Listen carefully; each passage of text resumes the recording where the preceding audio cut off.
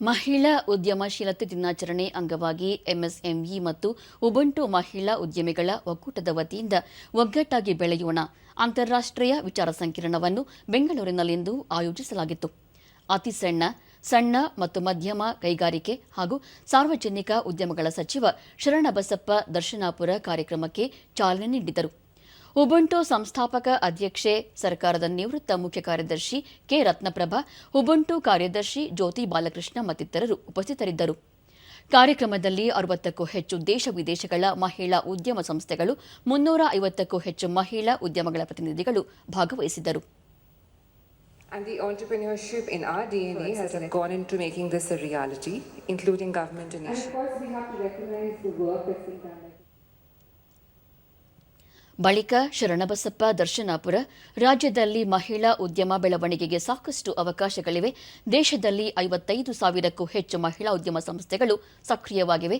ಕೃಷಿಯ ಬಳಿಕ ಎಂಎಸ್ಎಂಇ ಕ್ಷೇತ್ರ ಉದ್ಯೋಗ ಸೃಷ್ಟಿಯಲ್ಲಿ ಮೊದಲನೆಯದಾಗಿದೆ. ಮಹಿಳಾ ಉದ್ಯಮಿಗಳು, ಹಿಂದುಳಿದವರು, ಪರಿಶಿಷ್ಟ ಸಮುದಾಯದ ಮಹಿಳೆಯರಿಗೆ ಸಾಕಷ್ಟು ಸಬ್ಸಿಡಿ ಹಾಗೂ ಪ್ರೋತ್ಸಾಹಗಳನ್ನು ಸರ್ಕಾರ ಘೋಷಿಸಿದೆ.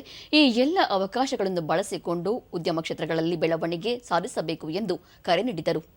Mr. Ratnapava and all the office bearers of this Ubuntu Consortium for inviting me for this event and giving me an opportunity to be with you.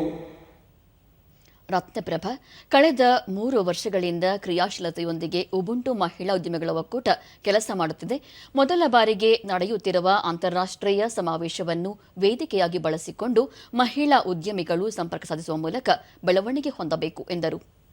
ಮಾಡ್ತಾ ಇದ್ದಾರೆ. ಉದ್ಯಮಿಗಳಿಗೆ ಅವ್ರಿಗೆ ಒಂದು ಅವಕಾಶ, ಅವರ ಪ್ರಾಡಕ್ಟ್ಸ್ಗೆ ಎಕ್ಸಿಬಿಷನ್ ಮಾಡೋದು. ಆಮೇಲೆ ಇಲ್ಲಿ ವಿದೇಶದಿಂದ ಈ ಸಲ ಪ್ರಥಮ ಸಲ ನಾವು ಅಂತಾರಾಷ್ಟ್ರೀಯ ಕಾರ್ಯಕ್ರಮ ಮಾಡ್ತಾ ಇದ್ದೀವಿ. ಮಹಿಳಾ ಉದ್ಯಮ ಸಂಸ್ಥೆಗಳು ತಯಾರಿಸಿದ ವಿವಿಧ ರೀತಿಯ ಉತ್ಪನ್ನಗಳನ್ನು ಪ್ರದರ್ಶನ ಹಾಗೂ ಮಾರಾಟಕ್ಕೆ ಇಡಲಾಗಿತ್ತು.